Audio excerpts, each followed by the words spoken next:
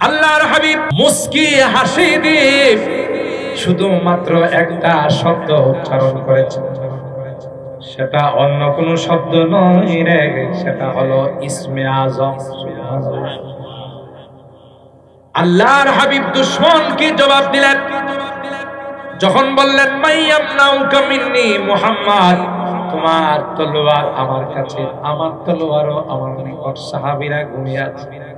এ মুহাম্মদ, তোমাকে বাঁচানোর মতো তোমার আশপাশে কেউ নাই, আমি তোমাকে হত্যা করে ফেলব, বলো রে আমার হাত থেকে তোমাকে কে বাঁচাবে?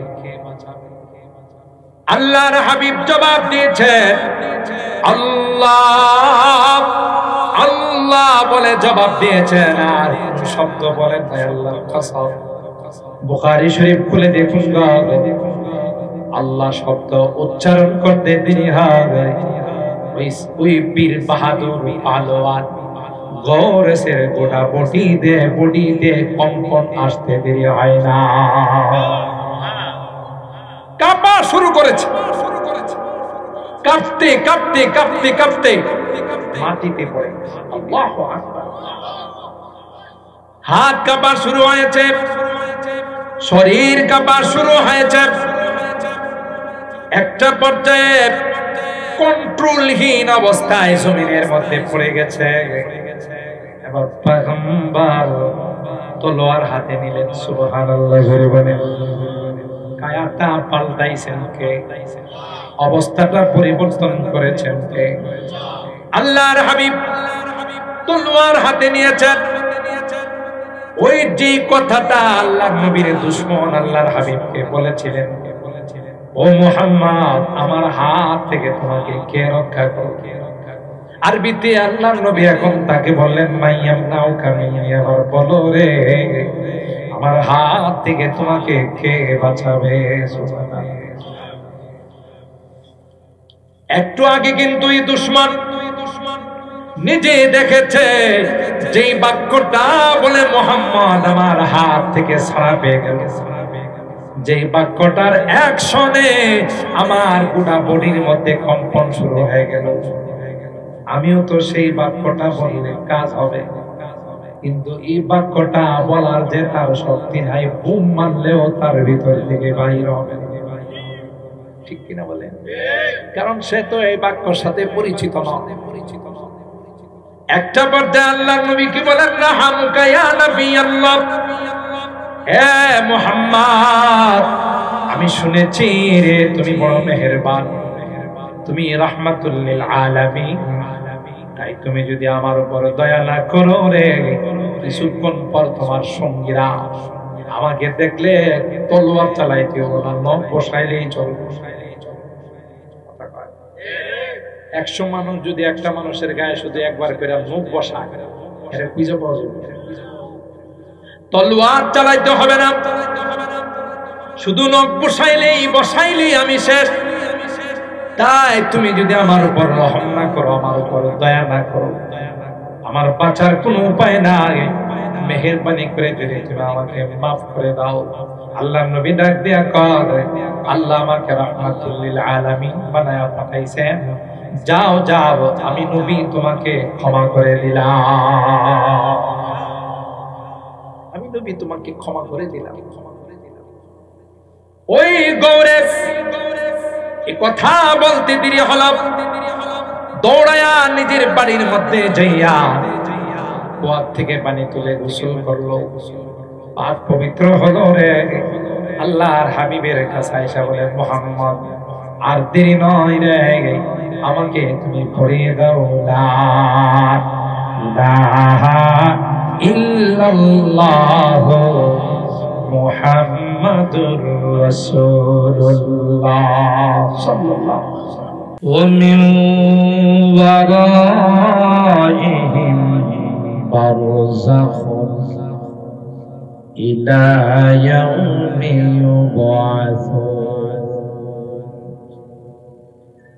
ফাইযা নুফিখা ফিস-সূরি ফালা আনসাবা বাইনাহুম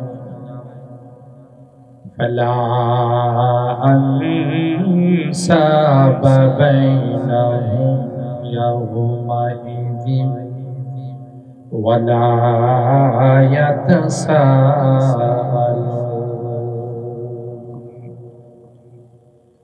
فمن ثقلت موازينه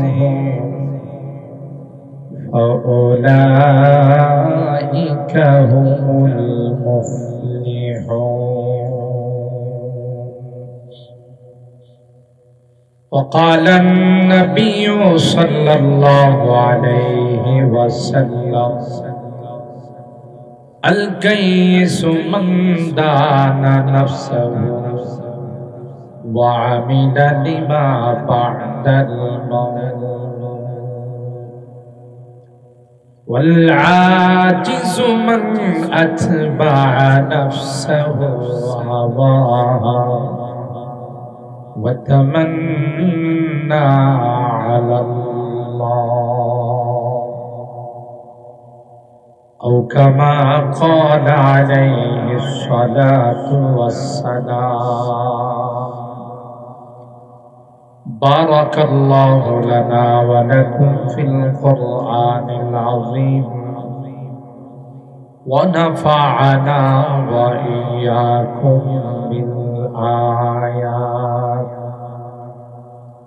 بالآيات والذكر الحكيم صدق الله العظيم وصدق رسوله النبي الكريم ونحن على ذلك لمن الشاهدين والشاكرين والحمد لله رب العالمين محبت সাথে সকলে اللهم صل على محمد وعلى آل محمد كما صليت على إبراهيم وعلى آل إبراهيم إنك حميد مجيد اللهم بارك على محمد وعلى آل محمد كما باركت على إبراهيم وعلى آل إبراهيم إنك حميد مجيد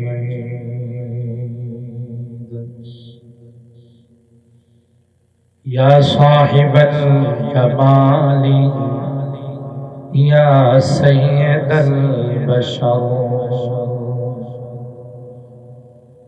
يا صاحب الجمال يا سيد البشر بوجهك المنير لقد نور القمر بلغ العلا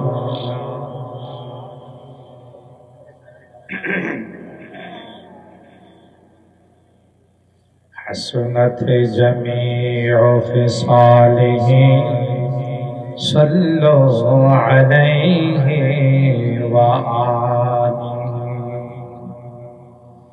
محمد بشر ليس كالبشر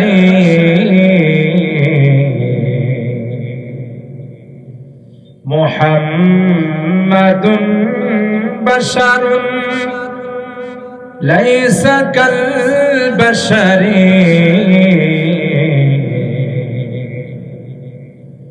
بل هو ياقوت والناس كالبشر الحجر بلغ العلا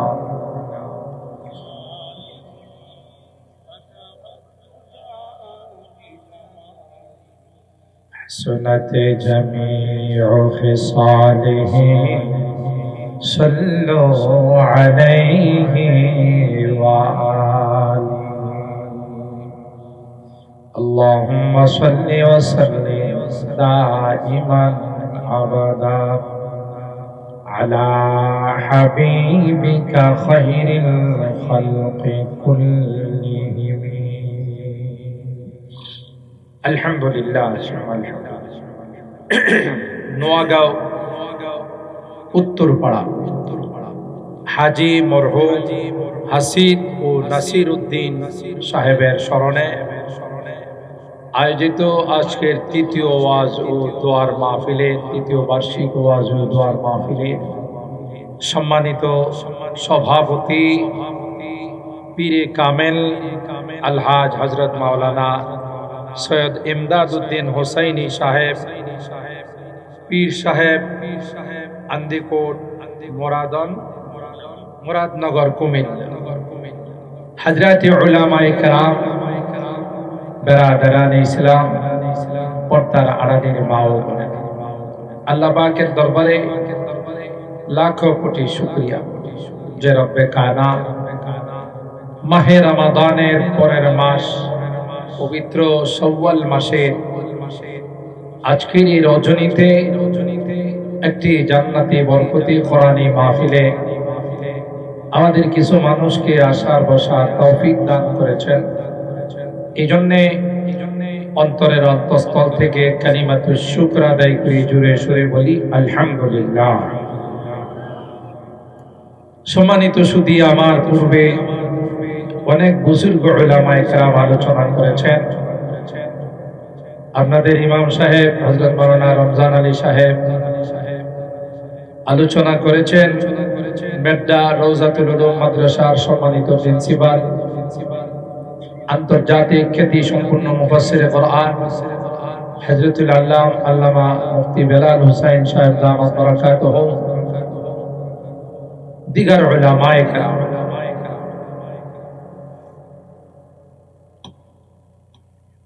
অন্যান্য উলামায়ে কেরাম লং টাইম আপনাদের মাঝে বিস্তারিত আলোচনা করেছেন। আমি খুব লং টাইম আলোচনা করে আপনাদেরকে কষ্ট দেব না। সংক্ষিপ্ত সময়ে কিছু আলোচনার জন্য মূলত কোরআনুল কারীমের সূরা আল মুমিনুন কয়েকখানা আয়াত তেলাওয়াত করেছি। আয়াত নাম্বার 100 থেকে 101, 2, 3 পর্যন্ত বেশ কয়েকখানা আয়াত তেলাওয়াত করেছি। সরকারে দো আলম মাহবুবে কিবরিয়া সৈয়দুল কাউনাইন সৈয়দুস সাকালাইন হযরত মুহাম্মদ আরবি সাল্লাল্লাহু তাআলা আলাইহি ওয়াসাল্লাম অসংখ্য হাদিস থেকে ছোট্ট একখানা হাদিস পাঠ করেছি। যেহেতু আজকের এই মাহফিল দুইজন বিশিষ্ট মুরব্বী রূহের মাগফিরাত কামনায়, ওনারা আমাদের কাছ থেকে বিদায় নিয়ে পরপারের বাসিন্দা হয়ে গেছে, ঠিক কিনা বলেন? পিছনে গোরস্থান, কবরস্থান, এই গোরস্থানে আমাদের অনেকেরই আত্মীয় স্বজন, মুরব্বীরা শুয়ে আছেন। তাই কবরের জগৎ নিয়ে কিছু কথা বলার উদ্দেশ্যে মূলত আমার এই আয়াতে কারিমা তেলাওয়াত। আল্লাহ পাক আমাদের কি দুনিয়ার মূল্যবান হায়াত দিয়েছেন,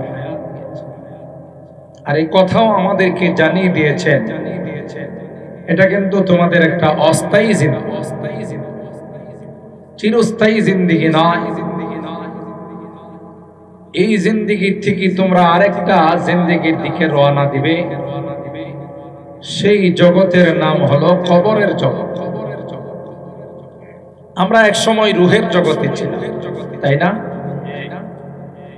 রূহের জগৎ থেকে আমরা দ্বিতীয় জগৎ মার পেটের জগৎ, সেখানে আসছি। মার পেটের জগৎ থেকে আবার আল্লাহ তাআলা আমাদেরকে পৃথিবীতে পাঠাইছে। পৃথিবীর থেকে আরেকটা জগতে যাব, যে জগতের নাম বরজখের জগৎ। কবরের জগৎ। ওইটাও শেষ নয়, ওখান থেকে আরেকটা জগৎ আসবে আমাদের সামনে, আলামুল মাহশার, হাসরের ময়দান। এই পঞ্চম জগৎ হাসরের ময়দান, সেখানে আমাদের হিসাব নিকাশ। দুনিয়ার জিন্দেগিতে কে কি আমল করেছে, সেই হিসাবের ভিত্তিতে কেউ যাবে জান্নাতে, কেউ যাবে জাহান্নামে। দুইটা গ্রুপ হয়ে যাবে, ইম্মা ইলাল জান্নাতি ওয়া ইম্মা ইলান নার। সেই মূল ফয়সালা তো আল্লাহ তাআলা ময়দানে মাহশারে, বিচারের দিনে আল্লাহ তাআলা ফয়সালা দিবেন।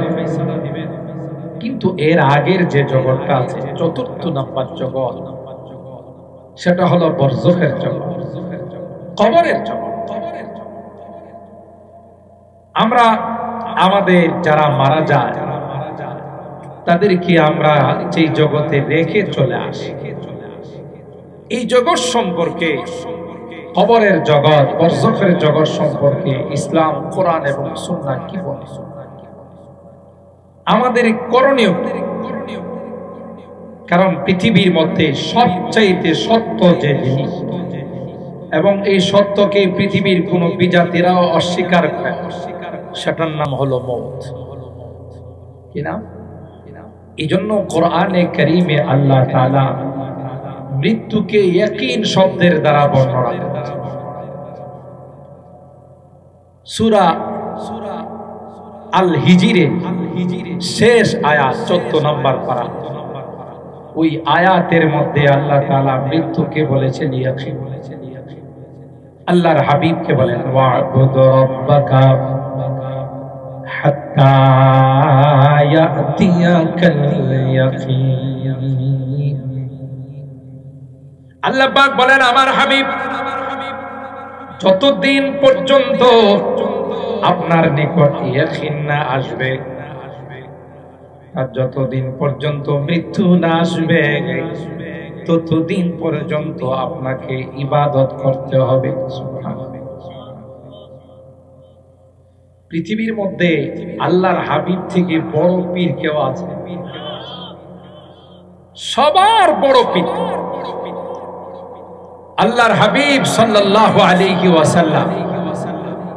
তাকে যদি কোরআনের মাধ্যমে আল্লাহ এই কথা জানান দিয়ে থাকেন যে মৃত্যু পর্যন্ত আপনার ইবাদত করতে হবে, ইবাদত মাপ নাই, তাহলে আমাদের সমাজে যদি কোনো পীর সাহেব আয়েশা বলে আমি ইবাদতের ক্লাস পাস করে ফেলেছি, এরকমের ভণ্ড আছে না নাই? নামাজ নাই, রোজা নাই, শরীয়তের ধার ধারে না, শরীয়তের সে হয়ে গেছে এলাকার সবচাইতে বড় পীর। আছে না নাই? পর্দার বালাই নাই, নারী পুরুষ সামনে নিয়ে কি যে কই হ্যাঁ জানে। আপনি মুরিদ হলে বলে তোর বউ কই, বিশ্বাস হুজুর আমার বউরে দিয়ে কি করবে? গাধা, তুই শুধু জান্নাতে যাবি, তোর বউ জান্নাতে যাও লাগবে। তা আমার বউ জান্নাতে যাইব, তোকে যেমন আমি মুরিদ কইরা চিন্না রাখতেছি, তোর বউরে যদি না দেখি তো চিনব কেমন? কত বড় বাটফার দেখছে। হে বলে চিন্না রাখা ওই সময় জান্নাতে নিয়ে যাবে। হায় মুরিদের স্ত্রীকে দেখা যায় আছে না না যায়? তখন মুরিদে তাকে প্রশ্ন করে, হুজুর ওলামায়ে কেরাম মসজিদে বলেন, বয়ানে বলেন, বেগানা নারী নাকি তার সাথে পর্দা করা ফরজ। তা আমার বউ তো আপনার জন্য বেগানা, আপনি আমার বউকে দেখলে কোন তো শরীয়তের কথা, আমি মারিফতের কথা বলছি। পর্দা করা বলে শরীয়তের কথা, হ্যাঁ কোন কথা কয়? মৌলবীরা তো শরীয়ত জানে, আমি জানি মারিফত। মারিফতের ভাষায় তোর স্ত্রী যখন আমার কাছে মুরিদ হয়ে যাইব, হে আমার রুহানি সন্তান, বাপ বেটির মধ্যে পর্দা নাই। চিন্তা করছে কত বড় ধোঁকাবাজ। মুরিদ করলি কি বেটি হয়ে যায়? আপনি যদি দাঁড়ায় সব মহিলার সামনে বলেন তোমরা সব আমার মেয়ে, সুতরাং তোমাদের সাথে আমার কোনো পর্দা নেই, তাই বলি কি সব মেয়ে হয়ে যাবে? এই ধোঁকা যে তোমার স্ত্রী যখন আমার কাছে মুরিদ হবে তখন সে আমার রুহানি মেয়ে। বাপ বেটির মধ্যে কোনো পর্দা নাই, তোমার বয়স সাথে আমার বয়স। আয় হায় রাসূল আকরাম সাল্লাল্লাহু তাআলা আলাইহি ওয়াসাল্লাম কলিজার টুকরা হযরতে ফাতেমাতুজ জাহরা রাদিয়াল্লাহু তাআলা আনহা, যাকে বলা হয় সাইয়্যিদাতু নিসাই আহলিল জান্নাহ, সমস্ত জান্নাতি রমণীদের যিনি লিডার, আল্লাহু আকবার বলেন, যার দুইটি সন্তান হাসান হুসাইন রাদিয়াল্লাহু আনহুমা সাইয়্যিদা শাবাবি আহলিল জান্নাহ, জান্নাতি যুবকদের লিডার। সুবহানাল্লাহ, জোরে বলুন। যার বাবা হলেন সাইয়্যিদুল কাউনাইনি ওয়াস সাকালাইন, ইমামুল আম্বিয়া ওয়াল মুরসালিন, আশরাফুল আম্বিয়া ওয়াল মুরসালিন, নবী কুলের সরদার, আল্লাহর পরি যার মর্যাদা। সুবহানাল্লাহ বলেন। আল্লাহর হাবিব হযরতে ফাতেমাতুজ জাহরা রাদিয়াল্লাহু তাআলা আনহাকে ডাক দিয়া কয়, ইয়া ফাতিমা আনকিবি নাফসাকি মিনান নার। এ ফাতেমা, তোমার গুনার কারণে যদি তুমি জাহান্নামী হয়ে যাও, তোমার গুনার কারণে যদি তোমার জাহান্নামের ফয়সালা হয়ে যায়, ফাতেমা রে, আমি পয়গম্বর হয়ে তোমাকে জান্নাতে নিতে পারবো না। আল্লাহ, তার বাস্তব প্রমাণ হলো হযরতে নূহ পয়গম্বর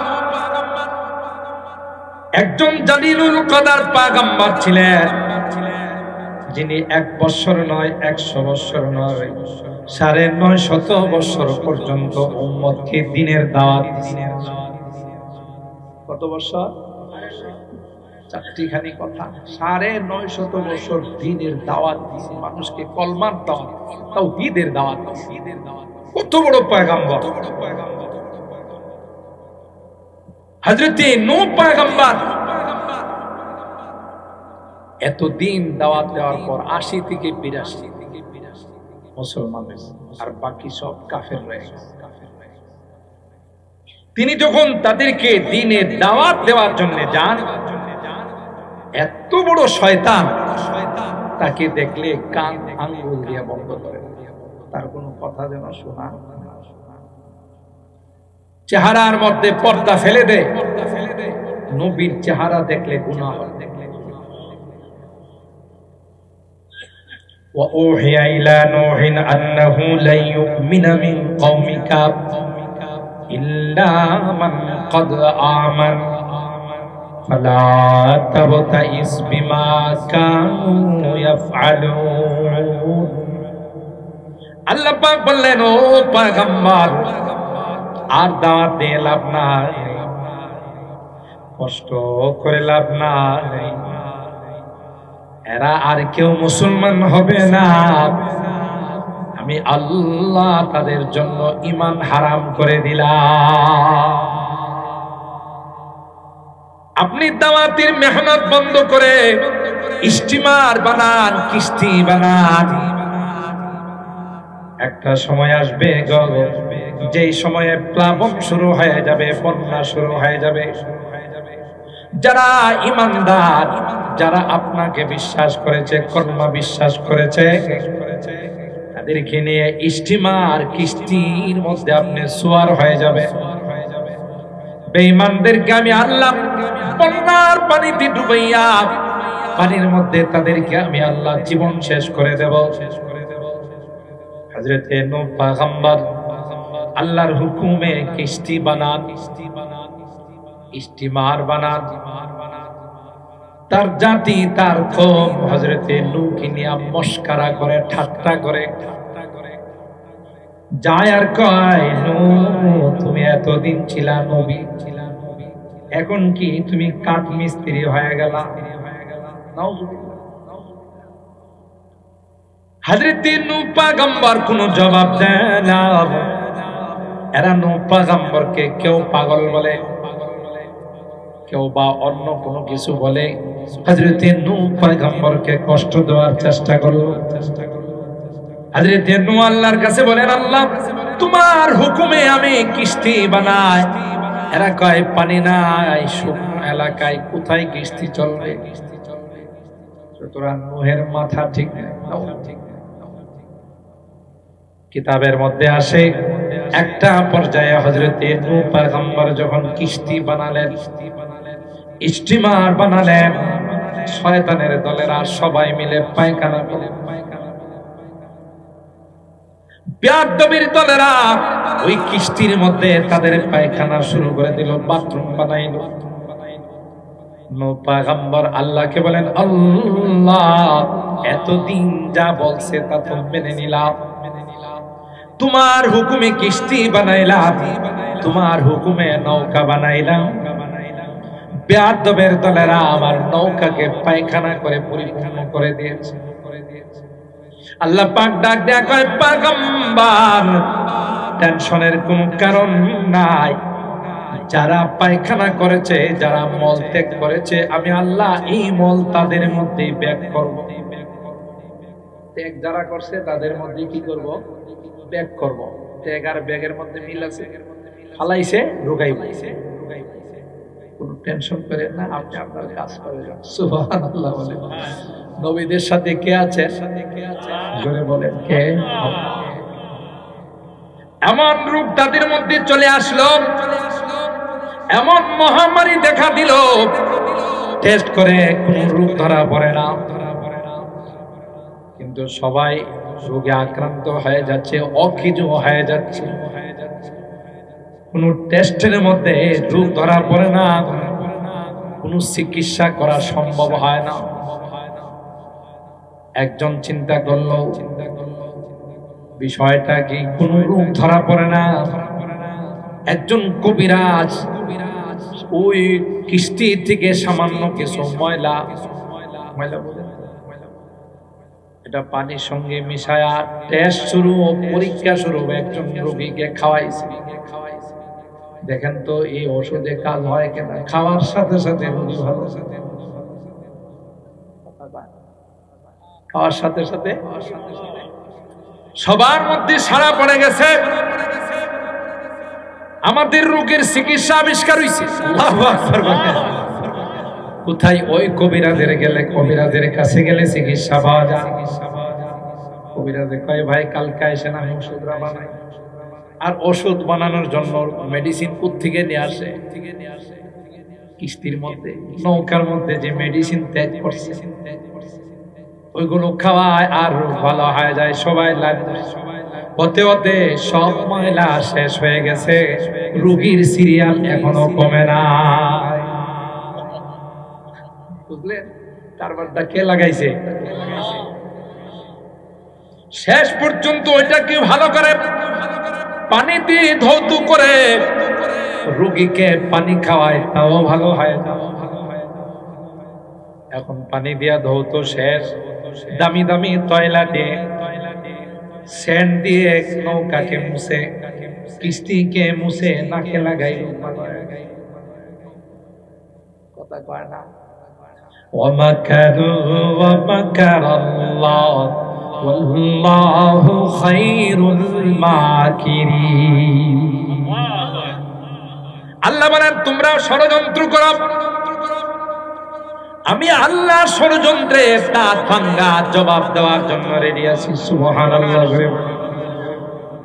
আল্লাহর হাবিব সরকারে দু আলম হযরত মুহাম্মদুর রাসূলুল্লাহ সাল্লাল্লাহু আলাইহি ওয়াসাল্লাম হুজরা মুবারকে বসে কোরআন তিলাওয়াত করতেছেন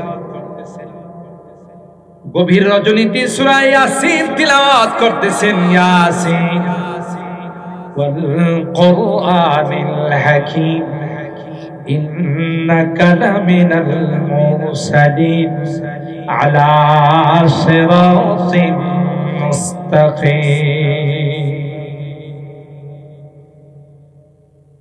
পার্লামেন্টের মধ্যে সিদ্ধান্ত হয়ে গেল যে পার্লামেন্টের স্পিকার ছিল মিস্টার আবু জাহেল কে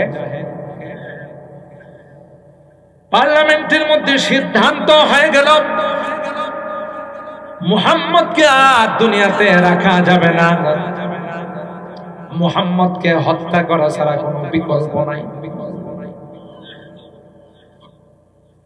স্পিকার আবু জাহেল সিদ্ধান্ত দিলেন কোন শয়তান স্পিকারকে বলল না না সিদ্ধান্তটা এখনো পরিপূর্ণ হয় নাই কোন একটা গোত্র যদি মুহাম্মদকে হত্যা করতে যায় মুহাম্মদের বংশধর এতটাই স্ট্রং এতটাই মজবুত ওই গোত্রের সঙ্গে মোকাবেলা করে তাদেরকে পরাস্ত করে দেবে তাই এককভাবে কেউ যদি মুহাম্মদকে হত্যা করে তাকে সামাল দেওয়া যাবে না প্রত্যেক গোত্র থেকে একজন করে মুহাম্মদের হত্যা মিশনে শরীক হতে হবে মুহাম্মদের হত্যা মিশনে কি করতে হবে শরীক হতে হবে যদি মুহাম্মদের হত্যা মিশনে সবাই মিলে শরীক হয় মুহাম্মদের বংশধর কয়জনের মোকাবেলা করবে এই রায়টা ছিল মিস্টার ইবলিস অথচ আল্লাহ পাক জানিয়ে দিয়েছেন ইয়া আইয়ুহার রাসূল বাল্লিগ মা উনজিলা ইলাইকা মির রাব্বিক ওয়া ইন লাম তাফআল ফামা বাল্লাগতা রিসালাতা ওয়াল্লাহু ইয়াসিমুকা মিনান নাস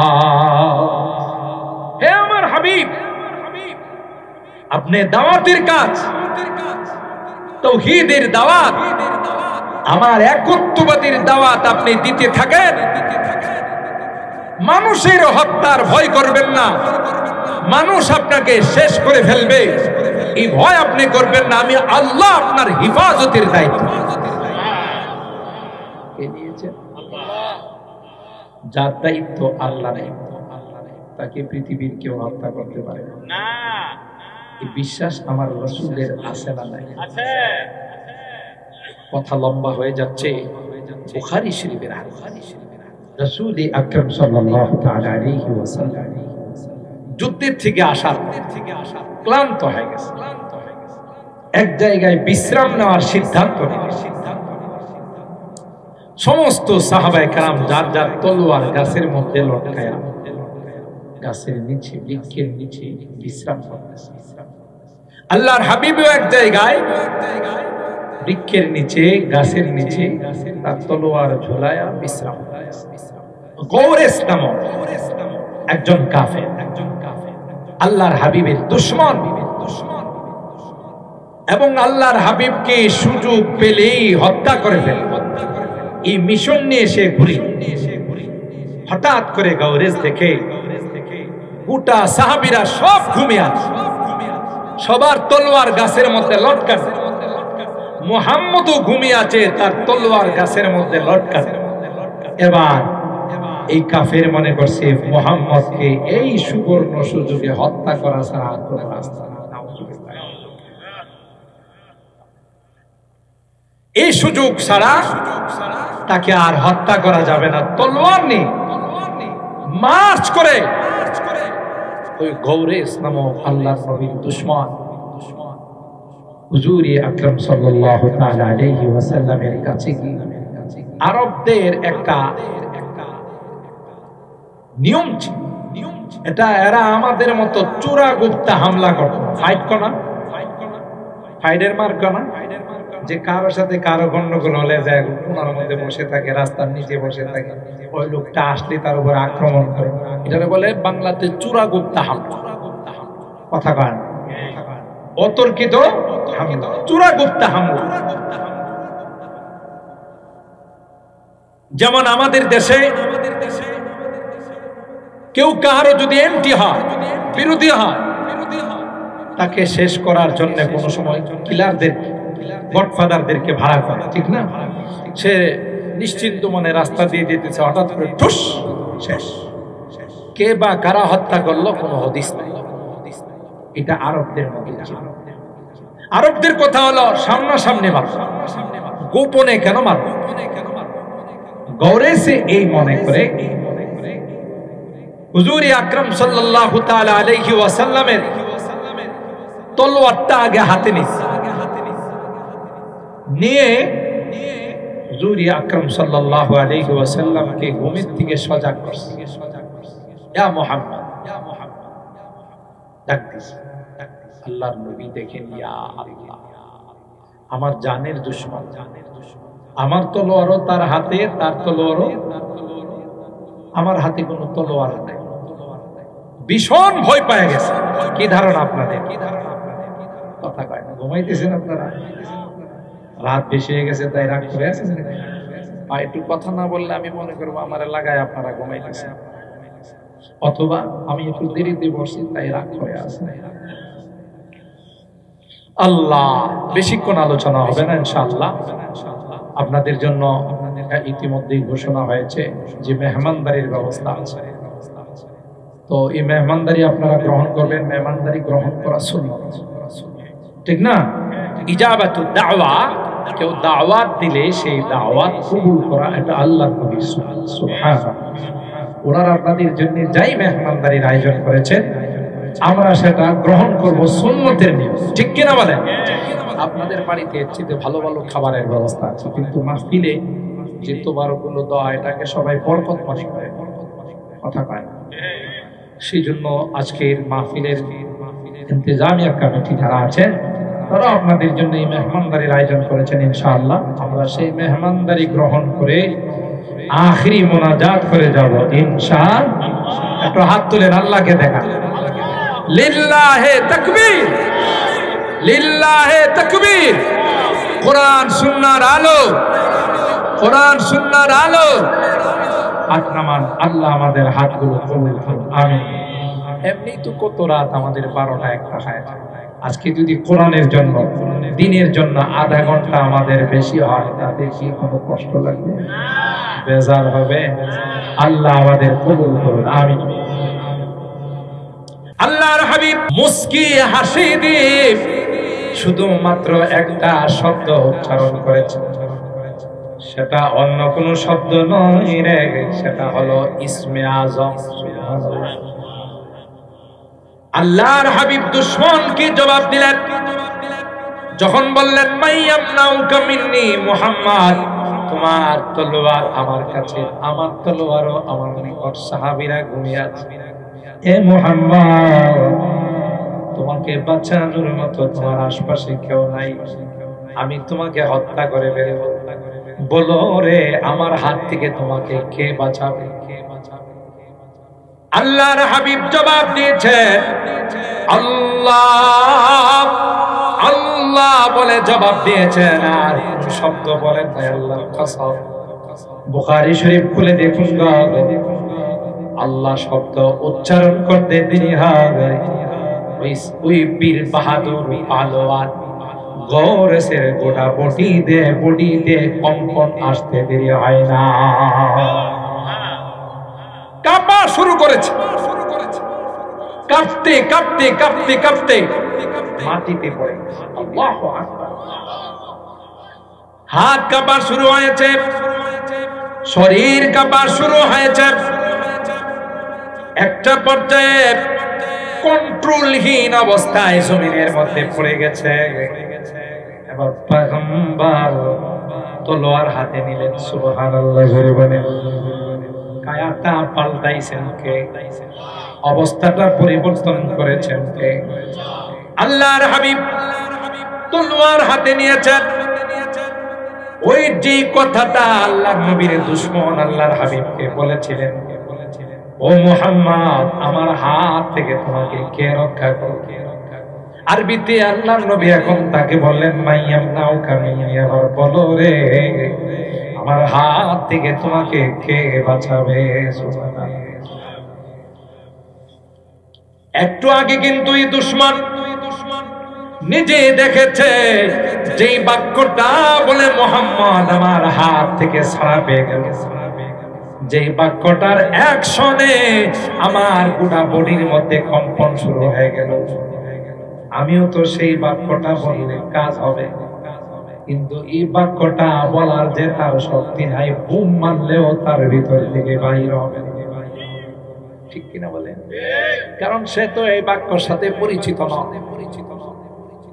একটা পর্যায়ে আল্লাহর নবী কি বলেন, রাহামুকা ইয়া নবী আল্লাহ, হে মুহাম্মদ আমি শুনেছি রে তুমি বড় মেহেরবান, তুমি রাহমাতুল লিল আলামিন, তাই তুমি যদি আমার উপর দয়া না করো রে, কিছুক্ষণ পর তোমার সঙ্গীরা আমাকে দেখলে তলোয়ার চালাইতে না, নখ বসাইলেই চলবে।